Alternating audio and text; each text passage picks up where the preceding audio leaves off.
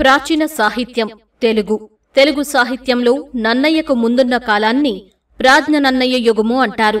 తెలుగులో మొదటి కావ్యం శ్రీ మదాంధ్ర మహాభారతమని, అది ఆరంభించిన నన్నయ్య ఆదికవి అని సార్వత్రికమైన అభిప్రాయం. ఒక్కమారుగా అంత పరిణితి చెందిన కావ్యం ఆవిర్భవించడం అసాధ్యమని, అంతకుముందే ఎంతో కొంత సారస్వతం ఉంటుందని సాహితీ చరిత్రకారులు ప్రగాఢంగా విశ్వసిస్తున్నా ఏ విధమైన లిఖిత సాహిత్యంగాని ఆధారాలుగాని లభించనందున తెలుగు సాహిత్య ఆవిర్భావానికి నన్నయ్యనే యుగపురుషునిగా అంగీకరిస్తారు. కనుక నన్నయ్యకు పూర్వకాలాన్ని ప్రాజ్ఞ నన్నయ్య యుగమని వ్యవహరిస్తున్నారు. ఏదేమైనా తెలుగు భాష మూలాన్వేషణకు సంతృప్తికరమైన నిర్ణయాత్మకమైన ఆధారాలు లేవు.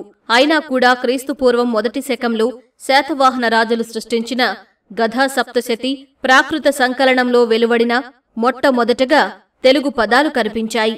కాబట్టి తెలుగు భాష మాట్లాడేవారు శాతవాహన వంశపు రాజుల ఆగమనానికి ముందుగా కృష్ణా గోదావరి నదుల మధ్య భూభాగంలో నివాసం ఉండేవారై ఉంటారని నిర్ణయించవచ్చు. తెలుగు భాష మూల పురుషులు యానాదులు. పురాతత్వ పరిశోధనల ప్రకారము తెలుగు భాష ప్రాచీనత 2400 సంవత్సరాల నాటిది. ఆదిమ ద్రావిడ భాషల చరిత్ర క్రీస్తు పూర్వం కొన్ని శతాబ్దాల వెనుకకు మనము తెలుసుకోవచ్చు. కాని తెలుగు చరిత్రను మనము క్రీస్తు శకం 6వ శతాబ్దము నుండి ఉన్న ఆధారములను బట్టి నిర్ణయించవచ్చు. తెలుగులోని స్పష్టమైన మొట్టమొదటి ప్రాచీన శిలాశాసనం 7వ శకానికి చెందింది. శాసనాలలో మనకు లభించిన తొలి తెలుగు పదం నాగబు, చక్కటి తెలుగు మాట అని వేటూరి ప్రభాకర శాస్త్రిగారు అభిప్రాయపడ్డారు. తెలుగు భాషా చరిత్రను మనము క్రీస్తు శకం 11వ శతాబ్దం నుండి గ్రంథస్థము చేయబడినదిగా మనము గమనించవచ్చు. తొలి తెలుగు శాసనం క్రీస్తు శకం 6వ శతాబ్ది నుండి ఆంధ్రదేశంలో పూర్తిగా తెలుగునందే ప్రకటించబడిన శాసనాలు కొన్ని లభించిన వాటిలో కలమళ్ల శాసనం మొట్టమొదటిది. దీనిని క్రీస్తు శకం 575లో కడప జిల్లా కమలాపురం ఎర్రగుడిపాడులోని చెన్నకేశవస్వామి ఆలయంలో ఎరికళ్ళు ముత్తురాజు వేయించాడు.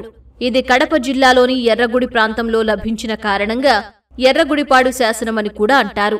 ఇది గద్య రూపంలో ఉన్న తొలి తెలుగు శాసనం. క్రీస్తు శకం 9వ శతాబ్దం నుండి గద్య శాసనములతో పాటు పద్య శాసనములు కూడా లభిస్తున్నాయి. ఇంత లభించిన వానిలో మొట్టమొదటి పద్య శాసనము అద్దంకి శాసనము. దీనిని గుణుగ విజయాదిత్యుని సేనాని పండురంగడు వేయించాడు. ఇది క్రీస్తు శకం 848-892 మధ్య ప్రాంతానికి చెందింది. ఇది నన్నయ్య మహాభారతం పద్య గద్యాత్మకమైన చంపు రూపంలో ఉన్నది. శాసనాల్లో లభిస్తున్న తొలి తెలుగు దేశీ పద్యం తరువోజ శాసనంలోనిది. ఇది పండురంగని పరాక్రమములను, అతని విజయాలను, దాన ధర్మాలను తెలుపుతుంది.